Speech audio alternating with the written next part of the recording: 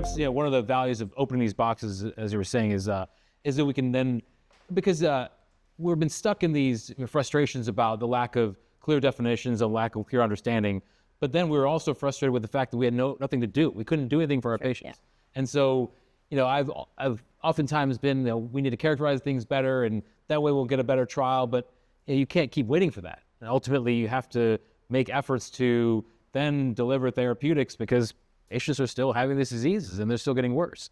And so, yes, these definitions are not perfect, but the fact that they can do these and start to then define enough to run a coordinated clinical trial is, I think, the impressive thing that's come out of nephrology specifically in the last few years.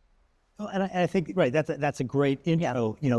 What's different in 2025 is we now have 2 different randomized controlled trials for 2 different drugs to treat at least a C3GN and one drug to treat IC-MPGN. Now we've got 2 drugs. We've got iptacopan and we've got pegcetacoplan. Yeah, which is exactly how it's said. That's exactly how it's said. Don't try to correct me.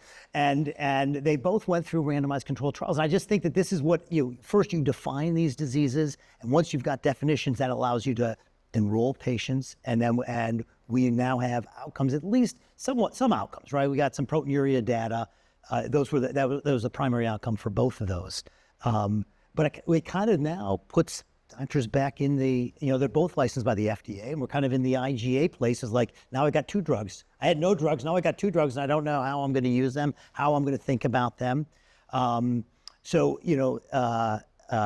the iptacopan is a factor B inhibitor, and then PEG is going to be the C3 and C3B.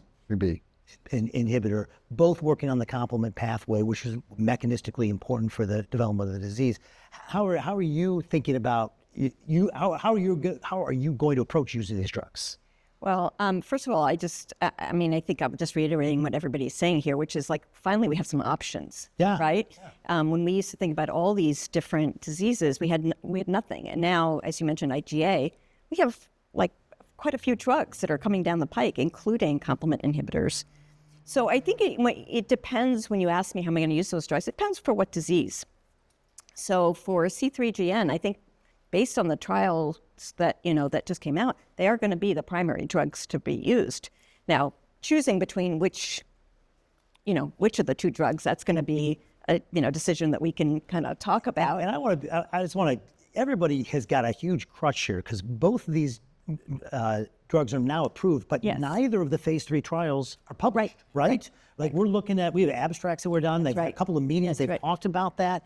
And this feels like we've seen it before in nephrology where drugs get approved before the phase 3 trial comes out, but I think it's the new paradigm, though. Yeah, and I think it's because there's nothing else. There's been a lot of paradigm based on proteinuria, approval based on proteinuria, and then GFR data comes later, and which supports the approval. So it's really changed. But these trials, unlike the IgA trials where they kept the patients blinded after the proteinuria data, these patients were unblinded. We're not going to get blinded GFR data like we had with IgA. Kind of what we have now that was announced at these meetings is what we're going to get in terms of the blinded data. We'll get, of course, long-term follow-up. Go ahead. I was just saying, because I think the disease states are so different. I think that's the issue here. I kudos to the people that designed the trial in terms of thinking practically who would be in a blinded trial for X period of time. Because if you have a 2-year randomized controlled trial, even that is a stretch for any disease state. And if you have a disease state where your eGFR is dropping 7, 11 mils per minute per year, there's no appetite for a 2-year randomized control. No one wants to see it.